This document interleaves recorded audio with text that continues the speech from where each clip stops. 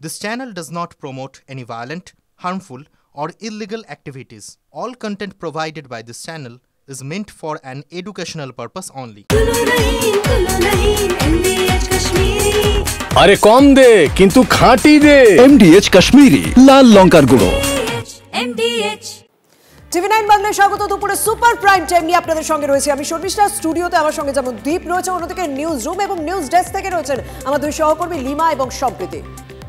তবে একটুখানি ইরান এবং ইসরায়েলের দিকে নজর রাখা যায়, কারণ আবারও তো যুদ্ধের মেঘ ঘনাচ্ছে পশ্চিম এশিয়ায়। ফের ইসরায়েল ইরান যুদ্ধের সম্ভাবনার খবর পাওয়া যাচ্ছে, কারণ যা বলা হচ্ছে যে ইরান যদি আবারও পরমাণু কর্মসূচি শুরু করে তাহলে কিন্তু আবারও যুদ্ধ হতে পারে। ফের যুদ্ধের আশঙ্কা করছেন খোদ মার্কিন প্রেসিডেন্ট ডোনাল্ড ট্রাম্প।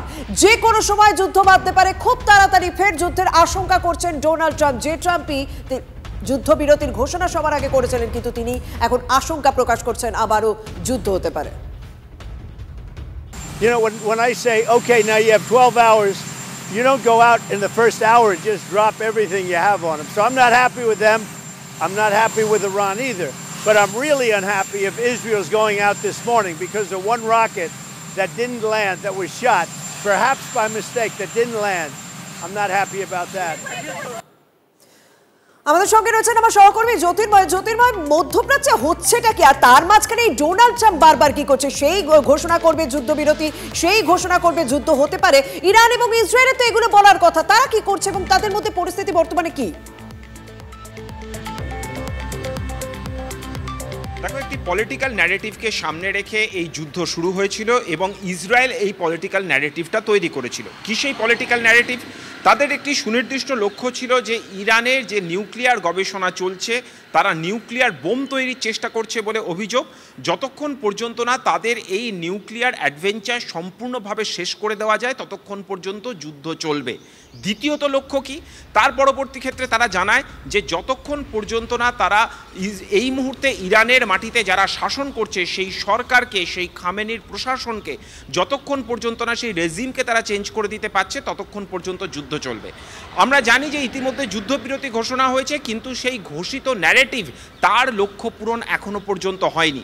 স্বাভাবিকভাবেই কিন্তু ইসরায়েল কোনোভাবেই সন্তুষ্ট নয়।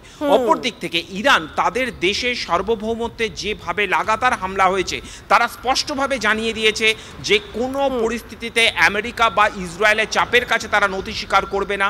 যেভাবে তারা ইউরেনিয়াম এনরিচমেন্ট করছিল সেই ইউরেনিয়াম এনরিচমেন্ট তারা চালিয়ে যাবে। স্বাভাবিকভাবেই কিন্তু সংঘাতের আবহ এখনো থেকে গিয়েছে এবং সেই কথাটাই কিন্তু ট্রাম্প বলছেন যে যে কোনো সময় আবারও নতুন করে যুদ্ধ বাড়তে পারে, এরকম একটা আশঙ্কা প্রকাশ করেছেন ডোনাল্ড ট্রাম্প। এই মুহূর্তে বায়ুসেনা কর্তা, প্রাক্তন বায়ুসেনা কর্তা শুভব্রত জোয়ারদার আমার সঙ্গে রয়েছেন। মিস্টার জোয়ারদার, আপনার কাছে জানতে চাইবো যে এই পলিটিক্যাল ন্যারেটিভটা তৈরি করা কেন? কারণ ইরান তো যুদ্ধবিরতির পরপরই ঘোষণা করে দিয়েছিল পরমাণু যে গবেষণা তারা চালাচ্ছিলেন সেই কাজ তারা চালিয়ে যাবেন। তাহলে তো যুদ্ধ শেষ হওয়ার কোনো বিষয় নেই, তাহলে তো সেই সংঘাতের আবহে বজায় থাকার কথা। কিন্তু এই পলিটিক্যাল ন্যারেটিভটা কেন তৈরি করা যে যুদ্ধ থামছে, আবারও যুদ্ধ বাঁধতে পারে?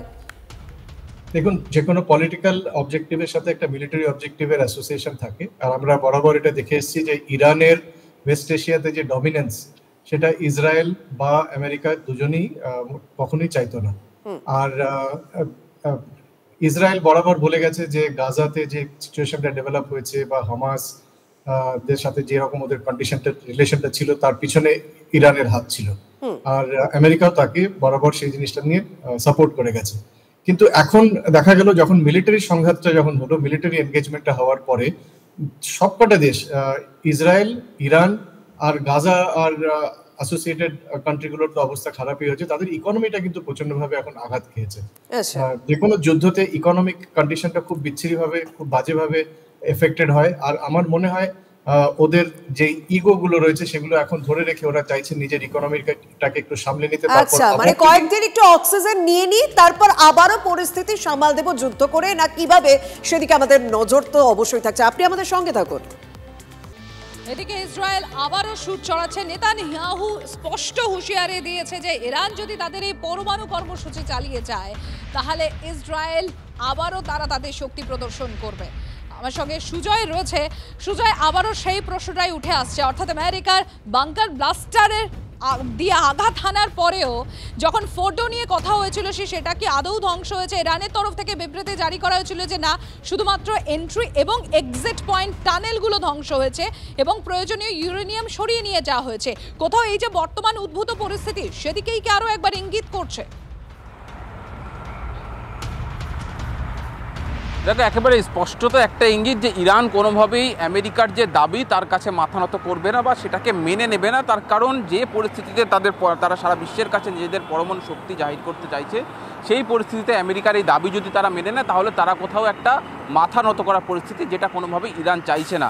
কিন্তু আমেরিকা যেটা দাবি করছে যে তাদের ইরানের পরমাণু যে কারবার চলছিল সেখানে তারা আঘাত এনেছে। তাই আন্তর্জাতিক সম্পর্ক বিশেষজ্ঞ বা যারা রয়েছেন তারা বলছেন যে ইরান এই পরিস্থিতিতে অন্য কোনো একটা লোকেশনে তাদের এই পরমাণু গবেষণা বা পরমাণু কারবার চালিয়ে যেতে পারে বা এগিয়ে নিয়ে যেতে পারে। সেই কারণেই ইসরায়েলের কাছে সেরকম একটা গোপন সূত্রে খবর আসার পরেই কিন্তু ইসরায়েল স্পষ্টতই বলেছে যে ইরান যদি তাদের এই পরমাণু কর্মসূচি স্থগিত না করে, বন্ধ না করে দেয়, তাহলে তারাও যুদ্ধে যাওয়ার জন্য প্রস্তুত বা আবার আগের যে পরিস্থিতিটা তৈরি হয়েছিল সেই পরিস্থিতিতে যেতে প্রস্তুত। ফলে এখনও পর্যন্ত এই যে অশান্ত পরিস্থিতি, সেই অশান্ত পরিস্থিতির সাময়িক বিরতি দেখা যাচ্ছে।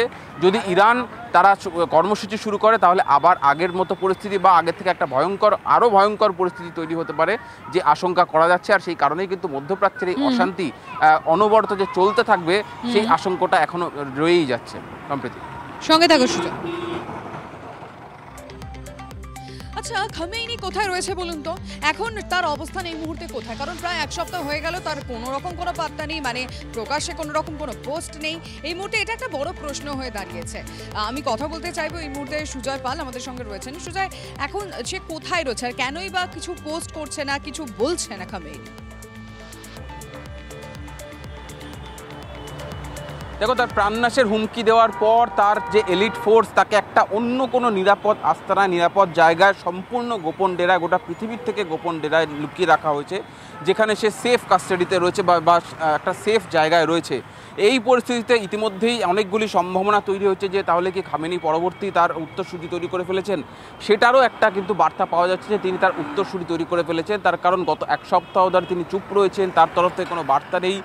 গত এক সপ্তাহের আগের পরিস্থিতিতে আমরা যদি যাই, যে লাগাতার ইরানের তরফ থেকে, সেনার তরফ থেকে যেমন আক্রমণ ছিল, তার পাশাপাশি প্রত্যেকটা আক্রমণে কিন্তু মৌখিকভাবেও জবাব দিয়েছেন। সারা বিশ্বের কাছে মৌখিকভাবে কিন্তু খামেনি জবাব দিয়ে গিয়েছেন।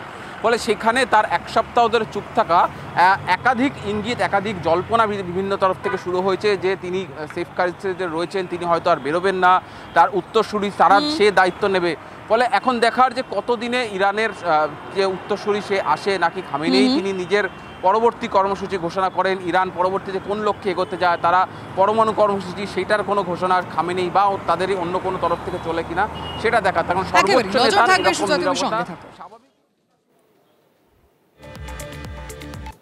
মার্কিন হামলায় ব্যাপক ক্ষয়ক্ষতি হয়েছে। ট্রাম্পের চোখ রাঙানির পর অবশেষে স্বীকার করল ইরান। বেশ কয়েকদিন ধরেই মার্কিন হামলার ফলে ইরানের একাধিক পরমাণু কেন্দ্রে ব্যাপক ক্ষয়ক্ষতি হয়েছে। প্রথমে এই ক্ষয়ক্ষতি হয়নি বলে তেহরান দাবি করেছিল, কিন্তু তারপর ক্রমাগত মার্কিন চাপের মুখে নতি স্বীকার কি করলো ইরান। কারণ আগের অবস্থান থেকে সরে এসে এবার ইরান আনুষ্ঠানিকভাবে জানিয়ে দিল মার্কিন হামলায় তাদের বেশ কয়েকটি পারমাণবিক গবেষণাগার মারাত্মকভাবে ক্ষতিগ্রস্ত হয়েছে। ইরানের বিদেশ মন্ত্রকের মুখপাত্র ইসমাইল বাঘেই এক সাক্ষাৎকারে এই কথা স্বীকার করে নিয়েছেন। এর জন্য মার্কিন যুক্তরাষ্ট্রের কাছ থেকে তিনি ক্ষতিপূরণও চেয়েছেন। ক্ষতিপূরণ দেওয়া না হলে রাষ্ট্রপুঞ্জের দ্বারস্থ হওয়ার হুঁশিয়ারি দেওয়া হয়েছে। গত রবিবার আপনাদের দেখিয়েছিলাম আমরা, ইরানের 3 পারমাণবিক কেন্দ্রে ব্যাপক বোমাবর্ষণ করে মার্কিন বায়ুসেনা।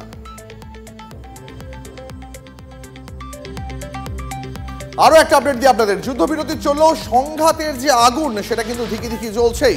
আমেরিকা এবং ইসরায়েলের বিরুদ্ধে ক্ষোভে ফুঁসছে ইরান। ইরানের পার্লামেন্টে দুই শত্রুপক্ষের বিরুদ্ধেই জনরোষ আছড়ে পড়ল। পার্লামেন্টে আমেরিকা এবং ইসরায়েলের বিরুদ্ধে স্লোগান উঠল। শত্রুপক্ষের মোকাবিলায় দেশের সর্বোচ্চ নেতা খামেনেইয়ের পদক্ষেপকে পূর্ণ সমর্থন করলেন ইরানের জনপ্রতিনিধিরা। আরো একটা এই মুহূর্তে লেটেস্ট যে আপডেট পাওয়া যাচ্ছে, আমেরিকা চাপে পারমাণবিক গবেষণার কাজ থামাতে মোটেও রাজি নয় ইরান। সংঘাতের আবহেই আগামী সপ্তাহে ইরানের সঙ্গে বৈঠকে বসছে আমেরিকা। বৈঠকে বসতে পারেন খোদ মার্কিন প্রেসিডেন্ট। বুধবার একথা ন্যাটো সামিটে জানিয়েছেন খোদ মার্কিন প্রেসিডেন্ট। তিনি বলেছেন তিনি ইরানের সঙ্গে বৈঠক করবেন, তবে নতুন করে কোনো পরমাণু শান্তি চুক্তি করতে রাজি নন এই মুহূর্তে ডোনাল্ড ট্রাম্প। এই মুহূর্তে আমাদের সঙ্গে ক্যাপ্টেন জোয়ারদার রয়েছেন। মিস্টার জোয়ারদার, মানে পরপর এই মুহূর্তে ইন্টারন্যাশনাল ইভেন্টগুলোর দিকে নজর রাখলেই বোঝা যাচ্ছে একটা কথা, যে সংঘাতের আগুন কিন্তু ধিকি ধিকি জ্বলছে। হয়তো সংঘর্ষ বিরতিটা উপর থেকে কোথাও একটা আবরণ দিয়ে রেখেছে, কিন্তু তলায় কিন্তু আগুন জ্বলছেই। যে কোনো মুহূর্তে আবার কি সংঘাত বেঁধে যেতে পারে?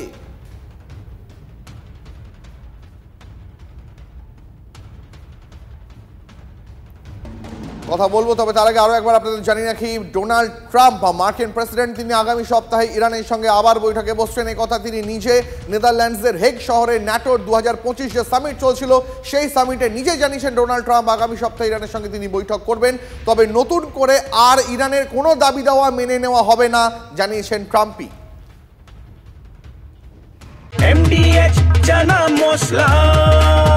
এখন ছোলা হোক বা বরবটি দানা, সাদা চানা হোক বা কালো, সব রান্নাই হবে অসাধারণ।